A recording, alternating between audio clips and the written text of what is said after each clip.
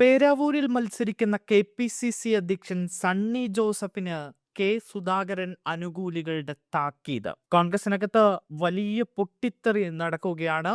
55 സ്ഥാനാർത്ഥികളുടെ പട്ടിക ഇന്നലെ പുറത്തു വന്നതോടുകൂടി കോൺഗ്രസിനകത്ത് അതൃപ്തി പുകയുകയാണ്. കെ സുധാകരന് കണ്ണൂരിൽ സീറ്റില്ല എന്ന വാർത്ത അറിഞ്ഞതോടുകൂടി സുധാകരൻ അനുകൂലികൾ വലിയ പ്രതിഷേധത്തിന് ഇറങ്ങിയിരിക്കുകയാണ്.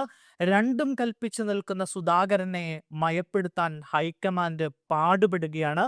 ഇതിനിടയിലാണ് സണ്ണി ജോസഫിന് എതിരെ ഇപ്പോൾ സുധാകരൻ അനുകൂലികളുടെ താക്കീത് ഉണ്ടായിരിക്കുന്നത്. സണ്ണി ജോസഫിന്റെ ബോർഡിന് മുകളിൽ പോസ്റ്റർ ഒട്ടിച്ചാണ് താക്കീത്. KS ബ്രിഗേഡിന്റെ പേരിലാണ് ഈ താക്കീത്.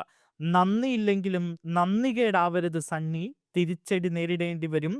ശ്രീ കെ സുധാകരന് അഭിവാദ്യങ്ങൾ എന്നാണ് പോസ്റ്ററിൽ പറയുന്നത്.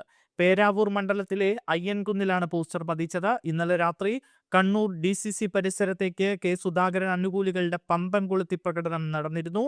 കണ്ണേ കരളെ KSA, നമ്മുടെ ഓമന നേതാവേ, അല്ലറ ചില്ലറ നേതാവല്ല, ഇതാണ് നമ്മുടെ നേതാവ് തുടങ്ങിയ മുദ്രാവാക്യങ്ങൾ വിളിച്ചുകൊണ്ടായിരുന്നു സുധാകരൻ അനുകൂലികളുടെ പ്രകടനം. കോൺഗ്രസിന്റെ ആദ്യഘട്ട സ്ഥാനാർത്ഥി പട്ടിക പുറത്തു വന്നതിന് പിന്നാലെ കെ സുധാകരനെ സ്ഥാനാർത്ഥി പട്ടികയിൽ ഉൾപ്പെടുത്താത്തതിനെതിരെ കണ്ണൂരിലെ വാട്സപ്പ് ഗ്രൂപ്പുകൾ കേന്ദ്രീകരിച്ച് സണ്ണി ജോസഫിനെതിരെ വ്യാപകമായിട്ടുള്ള സൈബർ ആക്രമണം നടന്നിരുന്നു.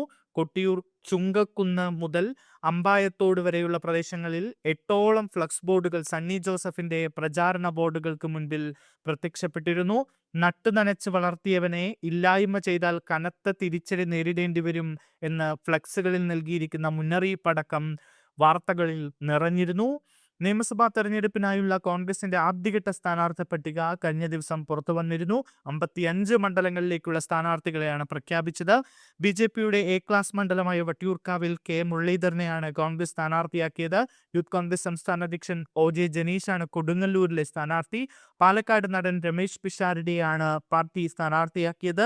തവനൂരിൽ മലപ്പുറം DCC പ്രസിഡന്റ് VS ജോയാണ് സ്ഥാനാർത്ഥി. Palakkad DCC president A Thankappan നെന്മാറയിൽ നിന്നാണ് ജനവിധി തേടുന്നത്.